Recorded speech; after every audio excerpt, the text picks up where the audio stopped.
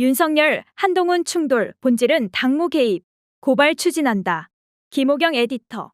윤석열 대통령과 한동훈 국민의힘 비상대책위원장의 최근 암투를 둘러싸고 전후 내막을 추정하는 온갖 시나리오가 난무하고 있다. 그러나 양측 간 권력 투쟁의 배경과 유불리를 어떻게 따지든 간에 이번 사태의 본질이 희석돼선 안 된다.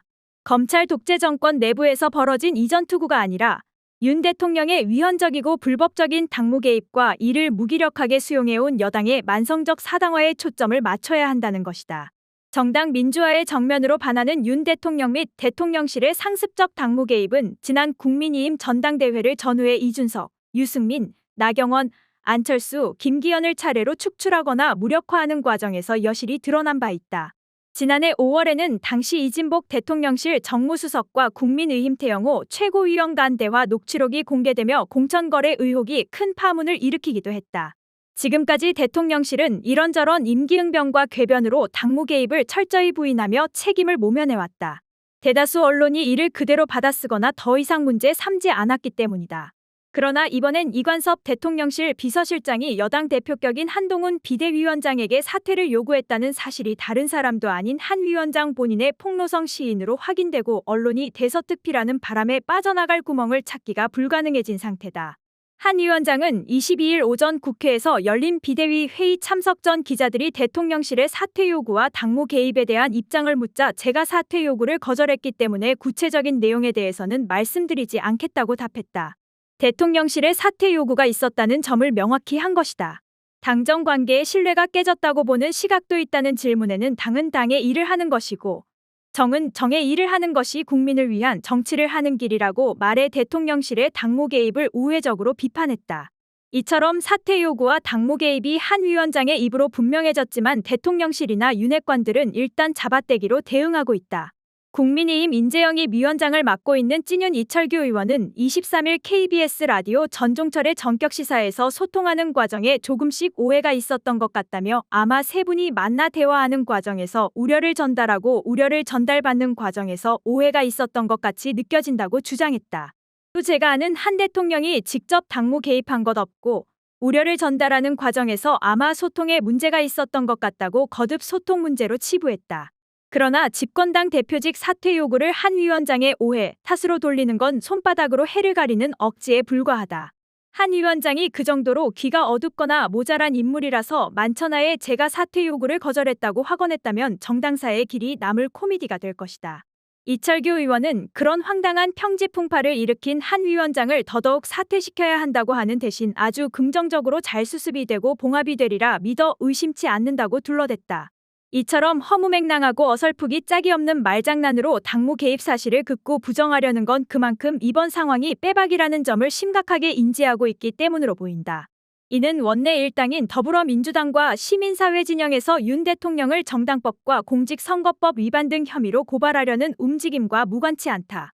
박근혜 전 대통령은 지난 2016년 4.13 총선을 앞두고 새누리당의 친박 의원들이 공천을 받도록 현기환 정무수석에게 지시하는 등 공천 과정에 불법 개입한 혐의로 징역 2년을 선고받았다.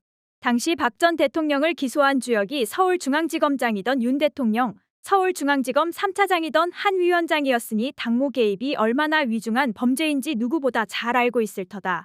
2018년 11월 21일 서울고법 형사 1부는 박 전 대통령이 대통령의 헌법적 책무를 방기하고 대의제 정당제 민주주의 실현에 중요한 정당의 자유를 무너뜨렸다며 유죄로 판단했다.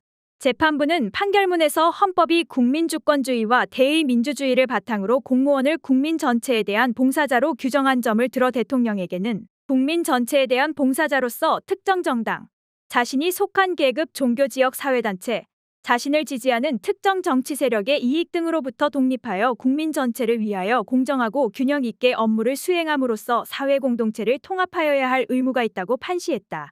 또 우리의 헌법과 법률은 대의제 민주주의를 구현하기 위해 정당의 자유를 보장하고 정당에 대한 국가의 보호를 규정하고 있으므로 대통령은 정당제 민주주의가 제대로 기능할 수 있도록 보장할 책무를 지니고 있다고 강조했다. 대통령의 당무 개입, 선거 개입이 헌법과 법률을 위배한다는 근거는 다음과 같은 조항에서 찾을 수 있다. 대한민국 헌법 제7조 하나 공무원은 국민 전체에 대한 봉사자이며 국민에 대하여 책임을 진다. 제8조 2 정당은 그 목적 조직과 활동이 민주적이어야 하며 국민의 정치적 의사 형성에 참여하는 데 필요한 조직을 가져야 한다. 정당법 제49조 하나 정당의 대표자 투표로 선출하는 당직자와 관련하여 다음 각 호의 어느 하나에 해당하는 자는 5년 이하의 징역 또는 1천만 원 이하의 벌금에 처한다. 첫 번째, 후보자가 되고자 하는 자 또는 당선인을 폭행 협박 또는 유인하거나 체포 감금한 자. 두 번째, 선거운동 또는 교통을 방해하거나 위계 사술 그 밖의 부정한 방법으로 당대표 경선 등의 자유를 방해한 자. 세 번째, 업무 고용 그 밖의 관계로 인하여 자기의 보호 지휘 감독을 받는 자에게 특정 후보자를 지지 추천하거나 반대하도록 강요한 자. 공직선거법 제9조 하나 공무원 기타 정치적 중립을 지켜야 하는 자는 선거에 대한 부당한 영향력의 행사, 기타 선거 결과에 영향을 미치는 행위를 하여서는 아니 된다. 제85조 하나 공무원 등 법령에 따라 정치적 중립을 지켜야 하는 자는 직무와 관련하여 또는 지위를 이용하여 선거에 부당한 영향력을 행사하는 등 선거에 영향을 미치는 행위를 할 수 없다. 국가공무원법 제65조 2 공무원은 선거에서 특정 정당 또는 특정인을 지지 또는 반대하기 위한 행위를 하여서는 아니 된다. 대통령도 선거에서 중립 의무를 지켜야 하는 공무원에 해당하느냐는 의문도 있을 수 있다. 이에 대해 헌법재판소는 이렇게 판단한 바 있다. 선거에 있어서의 정치적 중립성은 행정부와 사법부의 모든 공직자에게 해당하는 공무원의 기본적 의무이다. 더욱이 대통령은 행정부의 수반으로서 공정한 선거가 실시될 수 있도록 총괄 감독해야 할 의무가 있으므로 당연히 선거에서의 중립 의무를 지는 공직자에 해당하는 것이고 이로써 공직선거법 제9조의 공무원에 포함된다. 이 같은 법적 근거에 따라 촛불행동은 22일부터 윤석열 대통령의 국민의힘 당무 개입에 대한 고발인 모집에 돌입했다. 촛불행동은 대한민국 헌법과 법률에 의하면 윤석열 대통령은 여당인 국민의힘의 당대표 선거 내지 국회의원 선거에 영향을 미치는 행위를 할 수 없다. 만일 대통령이 이를 위반할 경우 공무원으로서 정치적 중립 의무 위반으로 탄핵 사유가 되고 임기 후 형사처벌도 가능하다며 검찰 독재도 모자라 대통령이 정당을 사유화하면 헌법의 근본 가치인 대의제 민주주의를 훼손하고 정당의 자율성이 무력화되고 말 것이라고 지적했다. 그러면서 윤석열 대통령은 국민의힘 당대표였던 이준석을 축출한 후 친윤계 김기현이 새로운 대표가 되도록 당대표 경선 등의 자유를 방해한 점, 2024년 4월 총선을 앞두고 국민의힘 내에서 새로운 친윤계 인물이나 검찰 출신이 공천을 받도록 당무에 개입하고 있다는 의혹이 공공연하다는 점을 들어 윤석열 대통령과 대통령실 관계자 등을 형법 제123조에 의한 직권남용죄, 정당법 제49조에 의한 당대표 경선 등 자유방해죄, 공직선거법 제255조와 제85조 제1항에 의한 부정선거운동죄로 고발해 수사를 촉구하겠다고 설명했다. 촛불행동은 오는 31일까지 고발인 모집을 진행한 뒤 실제 고발장 접수 등에 나설 계획이다. 민주당도 법적 조치 방침을 거듭 천명했다. 강선우 대변인은 23일 서면 브리핑에서 눈에 넣어도 안 아플 후배라던 한동훈 비대위원장마저 찍어내려 한 윤석열 대통령의 노골적인 당무 개입에 혀를 내두를 지경이라며 누구보다 사당화에 앞장서 흑역사를 써온 장본인이 바로 윤석열 대통령이다. 오죽하면 찍히면 죽는다는 말까지 나왔겠는가라고 전했다. 이어 안철수 의원, 나경원 전 의원, 김기현 전 대표, 이준석 전 대표까지 모두 윤심에 의해 축출되어 토사구팽이 된 인사들이라며 지금도 용액관, 검액관을 내려꽂기 위해 온갖 방법을 동원해 떡주무르듯 공천을 장악하려는 당사자 역시 윤석열 대통령 아닌가. 더불어민주당은 정치 중립을 위반하고 정당 민주주의를 무참히 훼손한 윤석열 대통령의 책임을 강력히 물을 것이라고 못 박았다. 김성주 정책위 수석부의장도 이날 국회에서 열린 원내대책회의에서 김건희 여사의 디올백 사건을 둘러싸고 불거진 대통령과 여당 대표의 갈등은 이제 대통령의 노골적인 선거 개입, 공천 개입으로 번지고 있다며 한동훈 위원장에게 사천하지 말고 시스템 공천하라고 요구했다는데 대통령이 사천이든 시스템 공천이든 정당의 공천에 개입하는 것은 명백한 불법이라고 잘라 말했다. 그는 윤 대통령은 한동훈 비대위원장을 내세워서 살짝 뒤로 숨는 듯하다가 더 노골적인 선거 개입을 하기로 마음을 먹은 것 같다고 말했다. 민주당은 이미 법률 검토를 마친 것으로 전해졌다.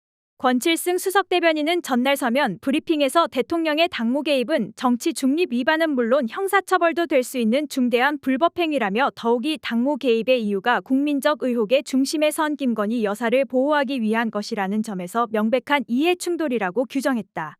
그러면서 배우자의 불법 행위를 무마하기 위해 특검법안의 거부권을 행사한 것도 부족해 여당의 당무에 개입한 것은 어떤 말로도 변명의 여지가 없다고 단언했다. 윤석열 대통령은 2022년 9월 2일 출근길 문답에서 자유민주주의를 실현하기 위한 정당은 정당 내부도 민주적 원리에 따라서 가동이 돼야 한다 하는 생각을 가지고 있다며 대통령으로서 무슨 당무에 대해 이래라 저래라 하는 것은 바람직하지 않다고 저는 보고 있다고 큰소리쳤다. 윤 대통령이 결정적 시건의 대가를 치를 시간이 다가오고 있다.